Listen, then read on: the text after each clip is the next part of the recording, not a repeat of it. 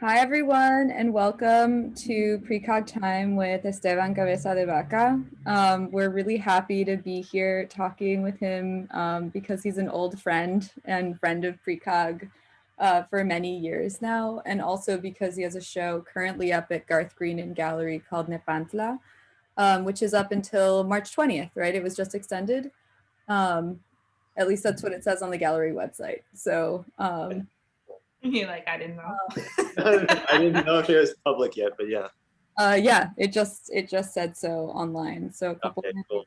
go see Esto's show, and we'll just jump right in. And as you know, those of you who have come to the Precog Time before, our first question, because Precog Time kind of originated in quarantine, is always how your pandemic has been, Esto, and how you're doing in quarantine now. Yeah, I've been doing good. I mean, as good as anybody can be. Me and Heidi Howard, my partner, I've just been getting back from Tennessee, and I see one of my TAs is in the crowd, Sean. But then also seeing my mom out in New Mexico. She's working as a union organizer for doctors and nurses in Colorado. So yeah, I feel like between my family here and my family in out west, it's kind of been just taking care of people either on the phone or just trying to see them as much as possible. But I just wanted to appreciate, thank you guys for inviting me to do this. I'm excited. Yeah, we love you and your work. And so I wanted to ask also kind of sort of stemming from that question, the body of work that you made for this show was all made during the pandemic and sort of within the environment or context of this care that you just described. And I was wondering if you could sort of talk about what it was like to make this body of work in this period, and also maybe just to give us a little bit of an overview of how you consider bodies of work as you're preparing for shows overall. Yeah, I think like the title for the show came like much later. But I think at the begin, like before the pandemic started, like I kind of knew that I was going to be doing a show with Garth. So then we were just kind of like I was just jamming out in the studio, and then Heidi went on the Rauschenberg residency, and I was just like on my own starting to develop the work. And I was thinking a lot about the history of observational painting in the United States and that history. And I kind of also want to give a shout out to Owen Westberg, who's in the room here, because I feel like our time in grad school was actually really important. And we had a really good year of painters where we were thinking a lot about painting, but then I think now what I'm thinking a lot about is how to kind of run up against that legacy of observational painting that sometimes, like with certain figures, flatten that experience. Like, I don't know, I have like a perspective of Alex Katz where I'm trying to, I guess, deconstruct that type of style, but then also think about the histories inside of that landscape. So that's what I started out with, you know, before the pandemic. And then the pandemic hit, and I was stuck at home, and we were just like all of us really worried about everything. And I think I was thinking a lot about how the pandemic started, and how if we change our relationship to nature, how we could have a better course of vision going forward. So I think a lot of like the work came out of like drawing and vessels and almost trying to anthropomorphize a vision from nature's point of view, and like how you can see out from nature. So, you know, around summer when we left New York to go to Tennessee, we went to New Mexico, and I did like a lot of plein air paintings of caves from northern New Mexico that my family's from, my dad's side of the family, and then did it all in acrylic. And then after we left, and I rolled them up and brought them back to Tennessee. So sort of that's kind of a rough, quick description of how the work came about. So one of the things that's really interesting about, I'm just going to show a little clip of what that you sent us of you painting outside. But that's backwards. Sorry, y'all. And we'll play it forwards too. Okay. One of the things which is really interesting about even your talking about an engagement with US landscape, and you mentioned Alex Katz, but is also the relationship between, the relationship between American landscape painting and the American West, which is obviously something that is central to your work. So both in terms of like the idea of the Hudson River School Manifest Destiny and like the concept of American landscape painting being linked to both expansionist, imperialist American tendencies, and also like a lot of those paintings were visually composited, right? They were never actually an actual landscape. They were built from many different viewpoints. So I'm wondering if maybe you can talk a little bit about your relationship to that history, both in terms of content and in terms of this kind of technical question of collage and composite, and how that relates to a different vision of looking at the American West, and maybe even an introduction to the concept of Nepantla that you're invoking in the work. So I guess one of the reasons why I choose to look at these spots too is because it just has a lot of really cool cave paintings. And I kind of use that as like a gateway to think about knowledge systems that survived like genocide, and looking towards different icons from pre-contact of 1492. And I think, I was just listening to this one talk earlier with Richard Tuttle, and he was kind of talking about how art can have two bipolar ideas, or like polar opposite ideas, but art has the power to kind of suspend them in place. But then the opposite would be a complete collapse between the polarities, and having, so for me, one of the things that I think about to relate it to Nepantla and Gloria Anzaldúa would be thinking about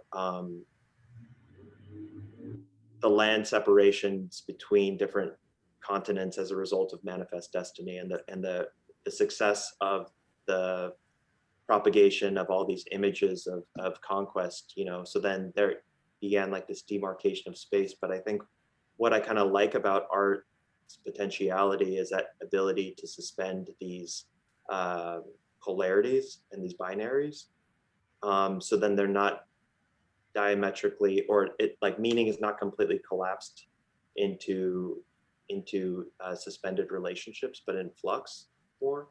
So I guess that's sort of my answer to like the question of how can I kind of twist temporality a little bit more within a typical linear relationship of perspective. And the way that you build your work often uses this kind of like dual imagistic reference point, right? Where there's, like maybe the first image is sort of a clearer, has a clearer relationship to it, but where there's at least two different landscapes that are being painted at once, and they're being presented in overlapping visual frameworks. And I'm sort of wondering if you could talk a little bit about that juxtaposition in your work, and how you're thinking about this kind of visually superimposed image narrative. I kind of don't know what I'm gonna get. Like, I don't really think it's like designed, as it is more kind of like photographing, like developing in like a dark room sometimes. Like I kind of know sometimes what I do, but sometimes like I project images through the dark and then kind of like trace things, or like sometimes I work from my mind of just kind of masking things out from body movements, and like a sense of like a freedom of movement between different spaces, and or different layers of the painting, and trying to weave these stories more. But I think a lot of the time what I'm just trying to do is just, I don't know. Yeah, I'm rambling right now, but. Yeah. Estel, I had a question about your influences. So I know you're trying to, deconstruct your learning. And then what are the other artists that you're looking at? There's so many people that have made work about, Nepantla. And also I wanted to ask about science fiction, because I feel like there's a lot of references in the painting, like even the body getting stretched out. That's something we might think of like in a science fiction movie, like The Fly, like someone's going into a space and then turning into something else. Like, what are you thinking about in terms of that? Yeah, I mean, two of like one of my professors at Cooper was Jason Fox, and then like I remember like my last show, my senior show at Cooper Union, he like brought Huma with him, and I didn't know who she was, and like now in hindsight, I was like, oh my god, that work was like so bad and like really really amateur, but they were so nice and kind, giving me feedback, and this is like in 2010. And then I just stayed in touch with them over the years, and he was just always really nice and generous. And then when me and Heidi met, we just go up and like visit and stuff like that. And they were like always welcoming to us to come and hang out. So I feel like her relationship to her history, but then just looking at like Jeepers Creepers or like Stalker and like all of these sci-fi movies that are really campy and like hokey, but that was like somebody that I kind of modeled myself after a lot. But then also Jason's like kind of love of like Philip Guston and stuff like that. That's somebody too that, where we would just talk about paintings and stuff like that. And, we wouldn't hang out that much, but just those conversations stuck in my mind a lot. So those were, I mean, but, growing up along the border, there's like Chicano Park, where there's just all these murals and lowriders and stuff like that. And for me, like, I just didn't really like that art. I just thought it was like really corny and just too one-dimensional and didn't really fit my experience sometimes growing up. I mean, it fit part of it, but like it wasn't everything. And I feel like that was an influence. And then sometimes going to like powwows growing up too and seeing like that type of stuff was. Did that answer your question though? I feel like I'm drifting. Yeah, no, I just want to know. Also, what about other Indigenous artists? So actually, I got to say to Gregory actually introduced me to John Quick to See Smith, who there was like this Q Art Foundation thing that was going on, and Gregory actually introduced me to her, and she's been like throughout the years, like the last probably 5 years, just like talking to me and keeping up conversations with me. So that was actually really an important artist, and I kind of see certain stylistic similarities between her approach and like Basquiat, but then also Jasper Johns and stuff like that. So yeah, I just gotta, yeah, those are some people that I was thinking. I mean, there's like that talk with Richard Tuttle on the Brooklyn Rail website that came out a few days ago. He was talking about also looking at the Jackson Pollock painting and how it kind of fell apart when he saw it. Like in some ways, like he was working with paint and it was like a real like threading of space and fighting these like white notions of like the landscape. So in some ways he's kind of breaking apart the landscape, but then also kind of rebuilding it or something. I don't know. He had a really nice way of describing how it doesn't really last the shelf life of a Jackson Pollock. So I feel like in that way, that was sort of another gateway into my thinking of how those ideas in Pollock are still important, but they also kind of have a shelf life too. Okay, and I also wanted to ask about your sculptures, because you make objects and sometimes they show up in your paintings, and but also there's like the color palette in both the sculptures and the paintings seem connected. There's like this earth palette, but then there's like these neons that come through. If you wanted to talk a little bit about that. Yeah, so like I went to arts middle school and high school, and like I just wanted to paint, and I had like this really intense like Australian American professor who like half the year I'd just be doing sculpture from like the age of 10 to 18, and I didn't want to do like sculpture, I just wanted to paint, so he like, it was very weird because then he taught me like Maria Martinez technique of building ceramics and stuff like that. So it was like a weird translation of like Southwest old, like Nampeo stuff, ceramics, taught to me by an Australian guy. And then just, so for a really long time after that, after high school, I just thought I was really horrible at ceramics. And then when we went to the Rijksacademy, me and Heidi, like I just had so much access to all these facilities and I just started to experiment.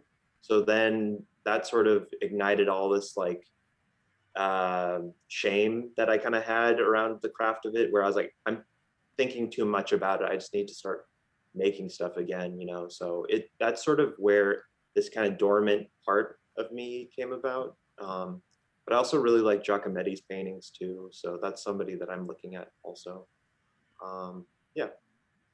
But then also, you know, another really fast thing was like, what really kind of ignited like the kindling on the you know whatever was when like Trump like was starting to go into like Barriers National Monument and like destroy some like these petroglyphs that I was kind of looking at. So I was like, if he's destroying these things, maybe I could like save some of them through sculpture. So that was some of my ideas behind starting to work in the last few years with sculpture that kind of references cave paintings and stuff like that. But I also wanted to ask about the color, the specific color of like, you know, it's like a very specific brown color that you recognize. But and then in the paintings, you also have these neon colors that are very different to the earth tones. Can you talk about that?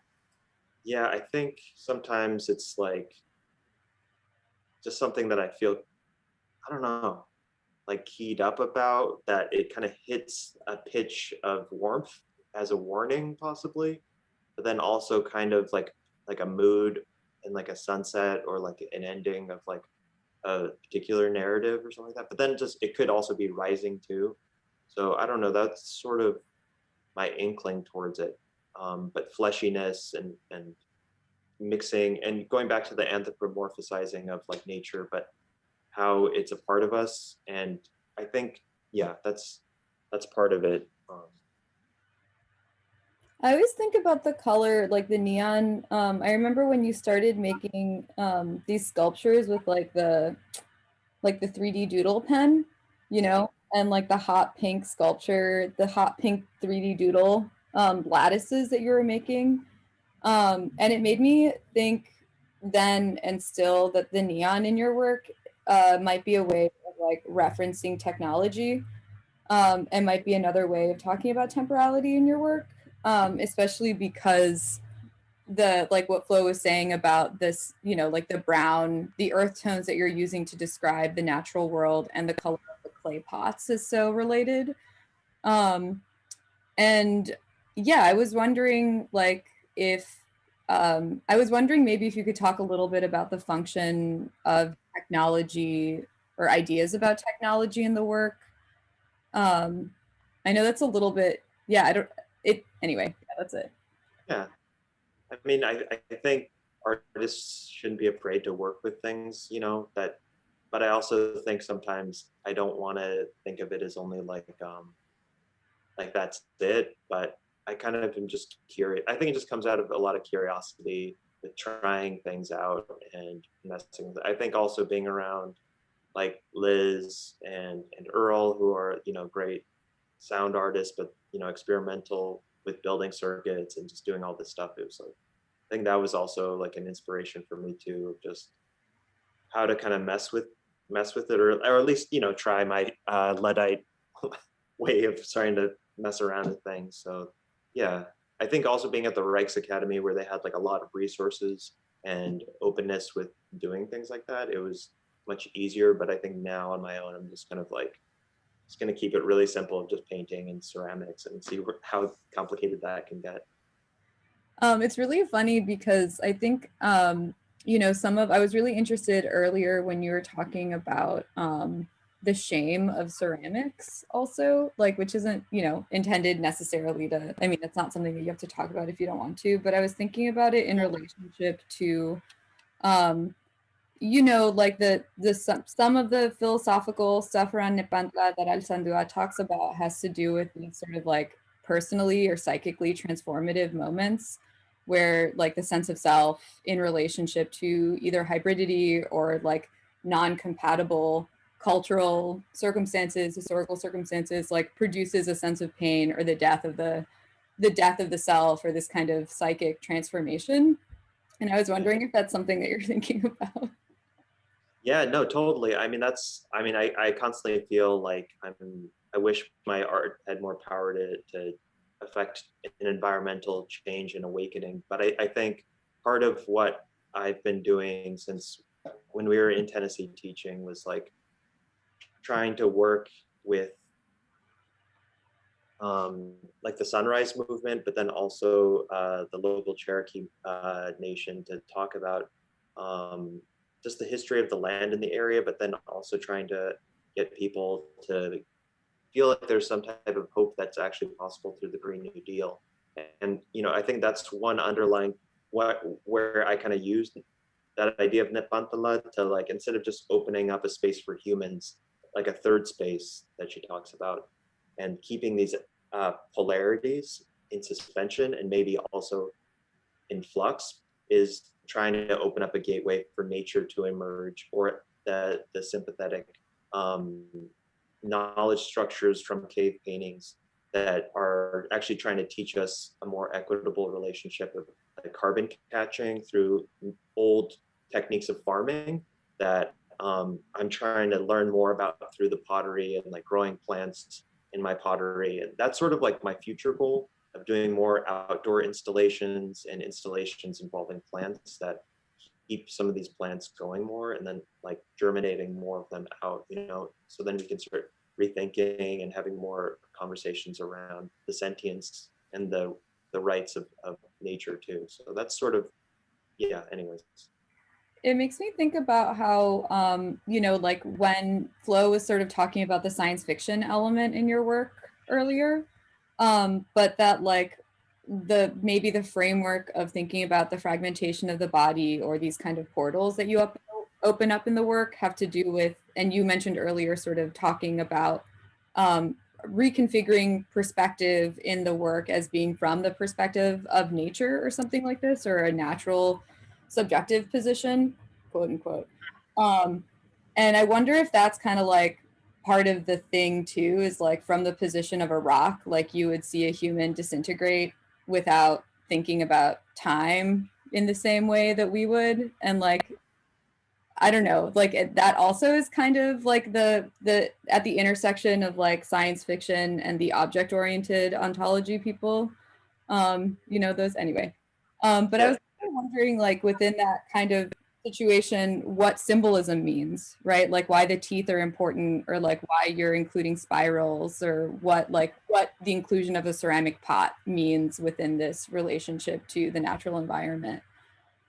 Yeah, I think like with the little spiral thing, I just kept running. I was really bad at perspective growing up. I remember at that same art school from like 10 to like 18, they would just like the first few years say how bad I was at perspective. So I always put that at a really high level in my mind. So I think that, going into landscape painting and thinking of and researching more about how perspective was also like a surveying tool of like single point perspective along a grid that you can map out and like plot and find resources. It was thinking about a spiral like throws that idea into a flux where you can't like map cleanly and perfectly, but that it's like and that it's also like interconnected with nature or like my thinking, that type of index. So sometimes it could just come from like really kitsch. So you're cutting out.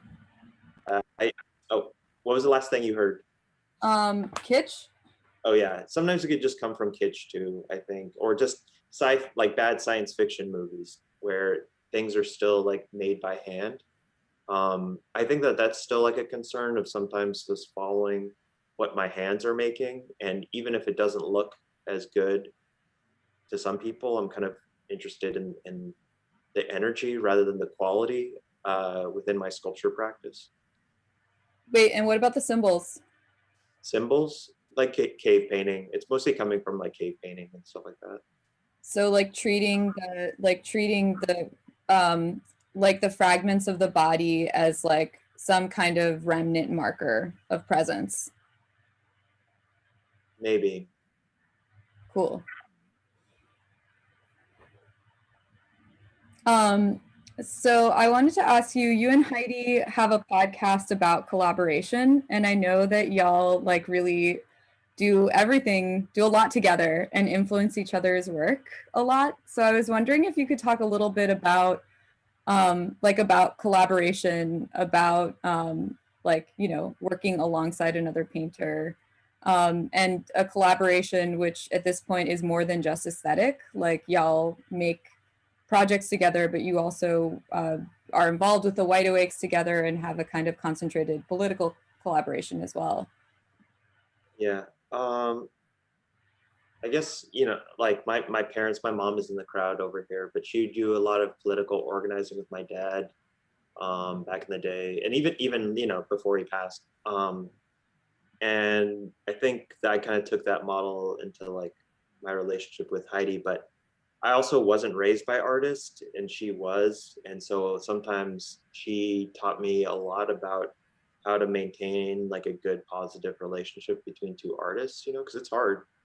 And she was much more mature about it than I was. So I feel like learning how to support each other as much as possible and invest in each other, but then also see and work off of ideas was something that I also saw in like the way Huma and Jason work off of each other and stuff like that, and like how they're very candid with each other, but then also very, very, you know, they got each other's back and will do, you know. So I think within like the political stuff we've been doing too, it's like I find something that's really exciting to me and I share it with Heidi, and we just try and make as much time to do these things as possible. But I think it's changed since we got back to New York because of just time crunch and stuff like that. But I want to like keep making that more of a thing. And with our podcast too, it's been fun interviewing couples to learn cool things about how some of our friends from like, you know, accept their partner as they are, and they don't expect them to become some rich and famous artists. They'll love them, you know, just the same, you know, or like how other artist couples are just, you know, once they have an objective, they just put everything else down and just really try and accomplish it, you know, for each other. So I don't know, and long-winded ramble, but yeah.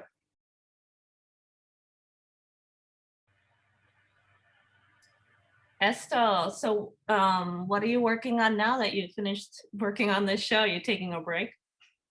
Flo, thank you for the question. Yeah, no, I'm starting to paint again. Garth was like, you got to get back to painting. And I was like, oh yeah. Well, I like fractured my foot. So it's been like a little slow getting back into it, but I've just been painting and stuff like that. And yeah, it's been like, yeah, getting acclimated back into the studio has been hard just because of like the foot thing and then whatever. But I'm going to be having a show with Josephine Halverson coming up. So I'm excited about that, like a 2-person show at Garth Gallery. So that'll be cool. Just thinking about different approaches to like landscape painting and stuff like that. And yeah, so I'm just working towards that and just seeing what else happens. And yeah. When is the show? Sometime this summer. I think it's like June, July, something like that. So yeah, I want to try and make it back out to the West, or even just maybe adapt my style more towards looking at the streets here and painting from observation here. And yeah, maybe some outdoor sculptures as well too here. Once it gets better, and like planting these different plants I'm growing in my studio. So yeah. Do you have an outdoor space here? No. But there might be some possibilities to do some outdoor sculptures in the city. So that would be.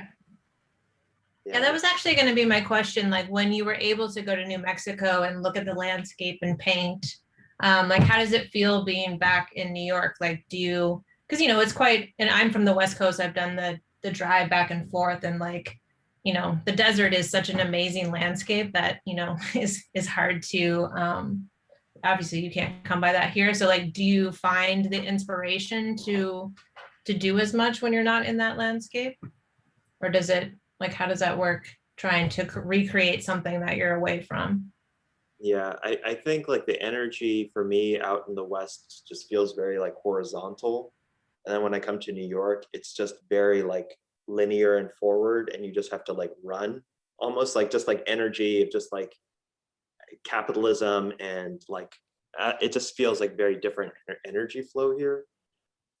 So I feel like when I'm out West, I just, and even Heidi has to like force me to paint more, because sometimes I just love enjoying just chilling out and looking like really far distances, but then being able to paint at night and day is just really, so I just try and make as much stuff so then I can bring it back to my studio, and whatever doesn't get shown, I kind of try and keep some of my best work, so then I can kind of like build like yeast to like more batches of bread and stuff like that. So I'm always trying to like think about like sustainability of my practice, of how to kind of hedge it, so that I'm like being very like conscientious about not pulling myself too much, but also like I think of the balance of going out West is trying to go out into the spiritual world, and then coming back to New York is more of like a material world thing.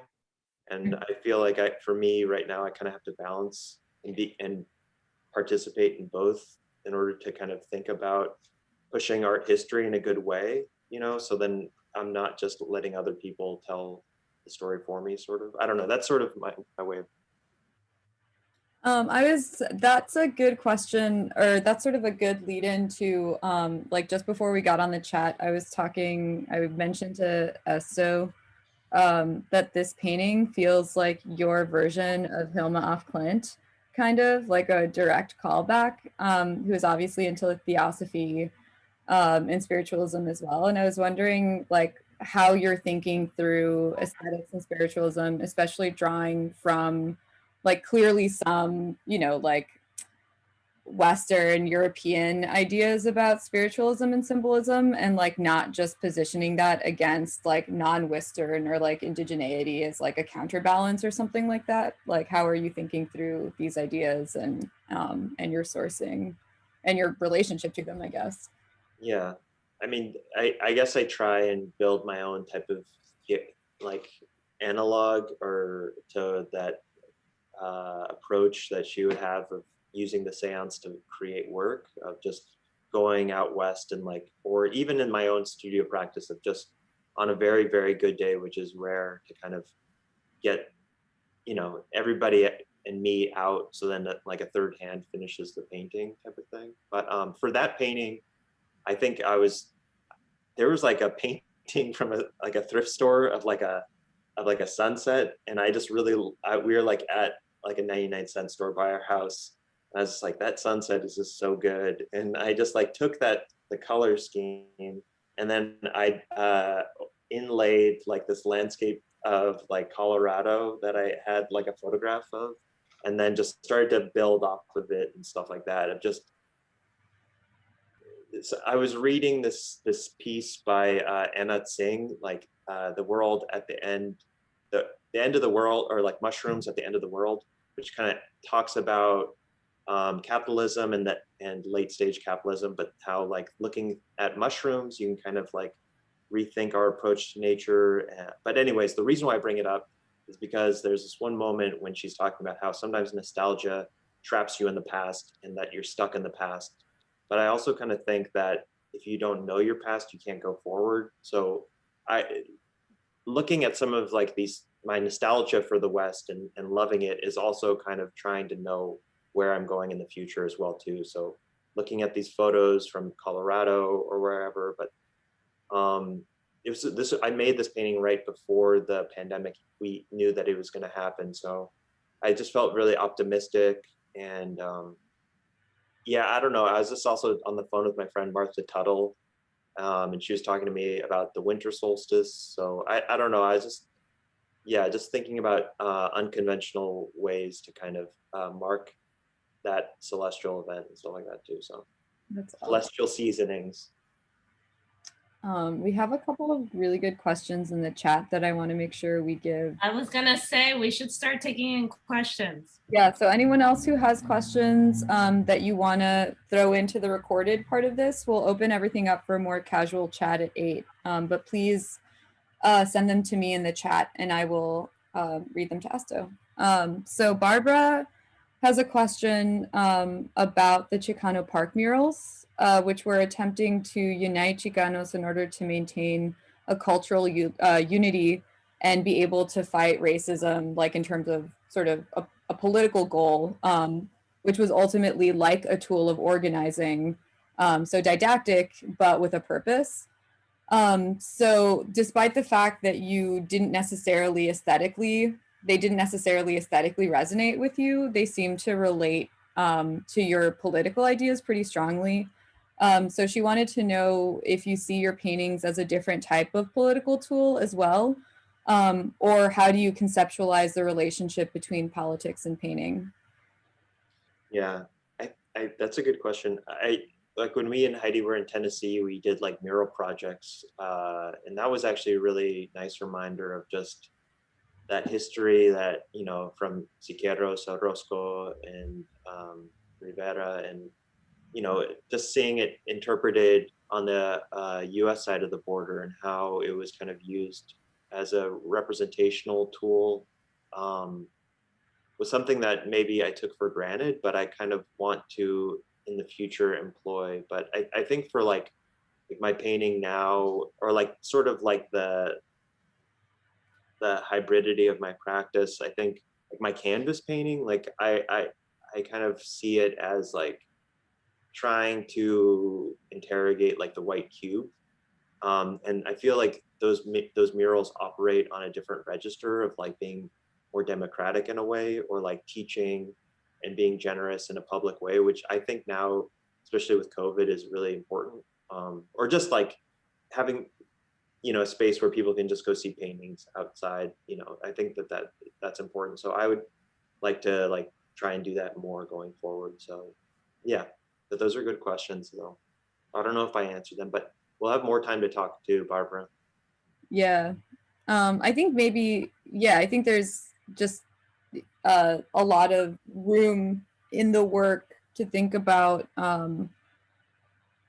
whether and how aesthetics can or should be political tools, and not necessarily about different kinds of representations or visual spaces, which is definitely, you know, a question that's not going to be resolved like in this conversation. Owen also wanted to know about your use of colors and the relationship, and whether there's a relationship to indigenous pigments and materials. Yeah, I kind of want to start transitioning more to like using cochineal in my paintings, but so in one sense, like I try and make acrylic adaptations to like those colors that come from the earth, but then also kind of key it up with like really synthetics to kind of think about that relationship to nature and how it's a warning signal for potential warming, and you know, so that's sort of it.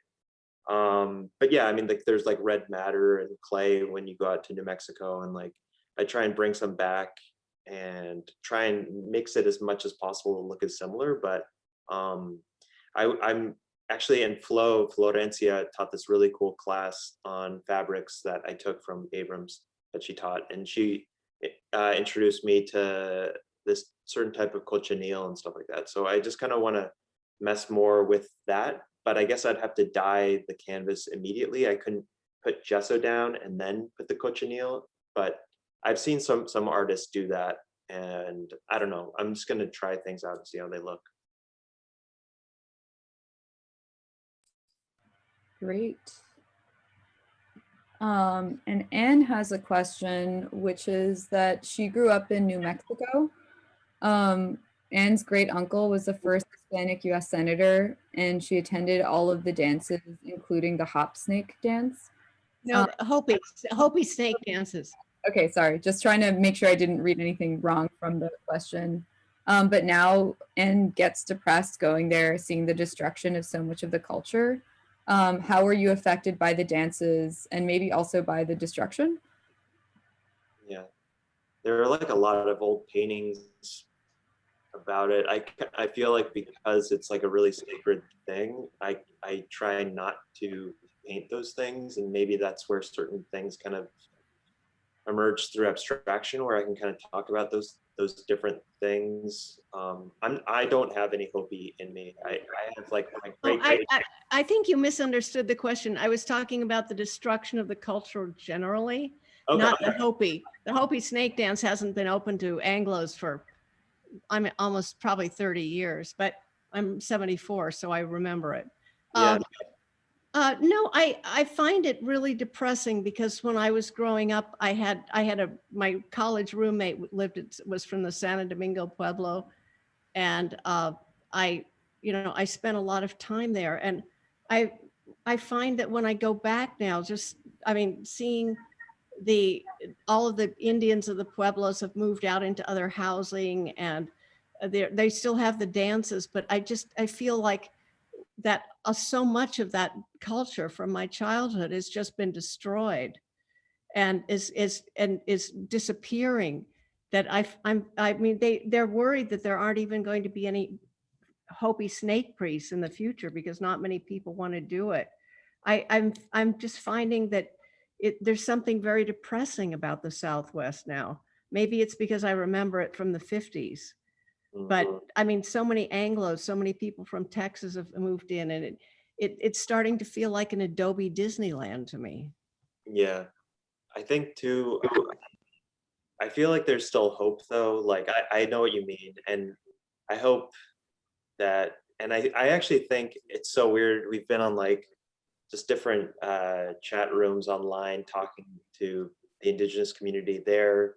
And then like we can't do powwows right now. So like we've just been and hearing how there is like this, people really miss those things right now, especially with COVID. But talking to your point, I guess I have hope because, like with people like Deb Holland that are getting into office, and maybe there's going to be more of a representation. But I think what you're talking about is just an oversaturation of outsiders kind of changing it. But yeah, maybe, I don't know. I still have hope though that things will kind of hold on. And also we're going to need Indigenous knowledge structures to get us through global warming too. So maybe there will be more sovereignty given to these places to do their own thing and not be messed with within like Pueblo communities and stuff like that. But yeah, I don't know.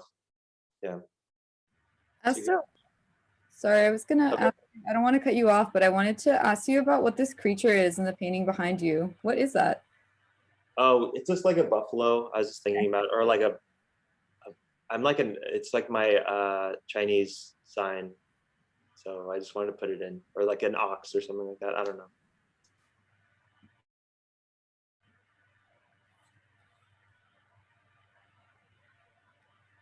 I also had a question about maybe process, and I know that you make a lot of observational paintings, and that your primary relationship, like your immediate visual relationship, is one of observation.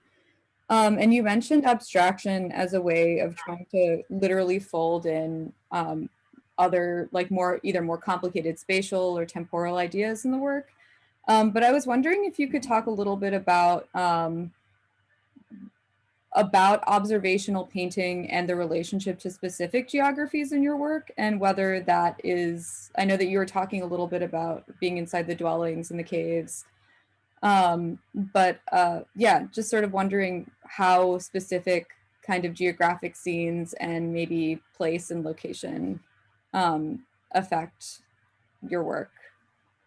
Yeah, I guess there's one approach that I'm just trying not to like reinscribe like a colonial gaze onto the landscape, but that it's just like terra nullius, like a John Locke idea where like the Indians didn't know what to do with the land, so that therefore we need to like kind of conquer it again when we're looking back out onto the West, but that what I'm trying to kind of do in a way is to not I guess think about like how through non-conditional modes of looking at the landscape? Like what are ways that you can kind of feel it and like remember it and feel it more so than just seeing it? And like how can you kind of like hold it in your back pocket and then pull it out and like paint it at any moment? So then, I don't know, it's not just something that we're like, even in New York City, like how do you kind of like feel it, you know, even if you're on a subway or something like that, and not see, like don't try and like box it into this Cartesian logic of this and that and it's separate from us, but just trying to like see it more all around us as much as possible. So I don't know, yeah, that's sort of my weird rambling answer to your question. No, I mean, I think it makes a lot of space.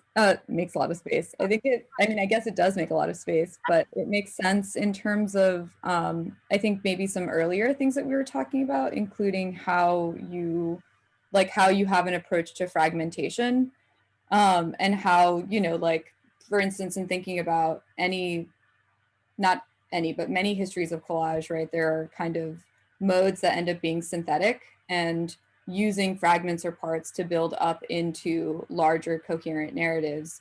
And then other like important tendencies and abstractions to move analytically or in a way which fragments and is intended to remain in parts, like to essentially to not congeal around a coherent image or a coherent idea on purpose in order to kind of, you know, talk about all of these ideas about fragmentation. And yeah, I think it's just a really interesting question in your work because you're both talking about a sense of space which is embodied, and those sorts of narratives tend to emphasize like the integrity of the body to like make a whole or make phenomenological sense of things even when there isn't a visual sense, versus the way that you're talking about like an analytical fracturing of perspective as a metaphor for like empiricist culture or something like this, right? And I'm just sort of wondering, like maybe even how you think about parts, like how you're thinking about parts and building spaces from different kinds of smaller entities. I think I've had to get more comfortable working in parts too, as opposed to just like a nice cohesive like photographic representation of the landscape, and to actually mine out the history of a particular site and the particular petroglyphs that lived and populated and acknowledged that place.